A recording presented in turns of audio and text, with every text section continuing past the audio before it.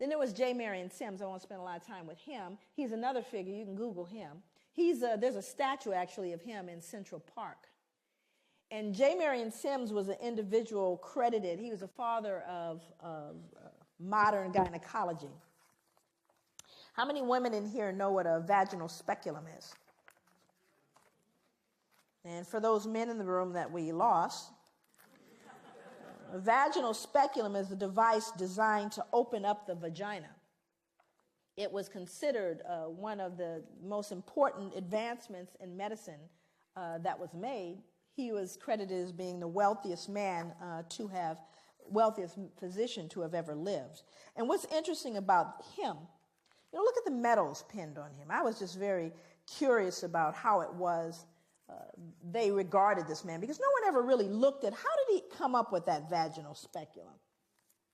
The way he did it was he actually worked on unanesthetized, did experiments on unanesthetized slave women. He created a makeshift hospital in his backyard in the mid-1800s.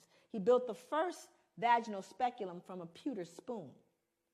And he reasoned that slave women were able to bear great pain, meaning we don't need any anesthesia, because their race made them more durable, and thus they were well suited for painful medical experimentation. We didn't even, because we didn't feel like other women could feel. This man would cut into women, cut into them, and just said, well, since they're black, they don't really feel it. Unbelievable. And more importantly is what he did to infants, because not only did he experiment on women, he also experimented on infants. He said that black infants suffered from something he called trimus nascentium, which is now commonly referred to as neonatal tetanus. Neonatal tetanus originates in horse manure, which was the likely cause of the disease in slave infants. He attributed it to the indecency and intellectual flaws of slave infants, together with skull malformations at birth. That is a shoemaker's awl. And that's an 1800s shoemaker's awl. He would stick that into the heads of brand new infants in an effort to realign their skulls based on the indecency and intellectual flaws of their parents, to treat the malady. Of course, it was 100% death rate.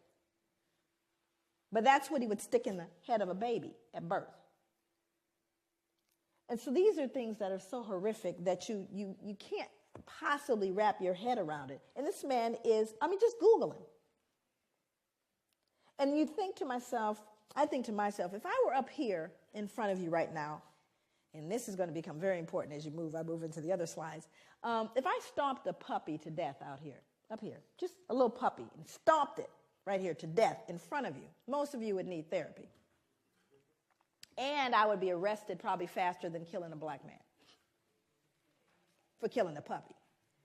How could you do that? Do you realize how much dissonance you have to remove in order to stick that into the brain of a child? More importantly, the child can no longer be human. Are you understanding what I'm saying? The reason why he could do it is they weren't human. They didn't even feel pain.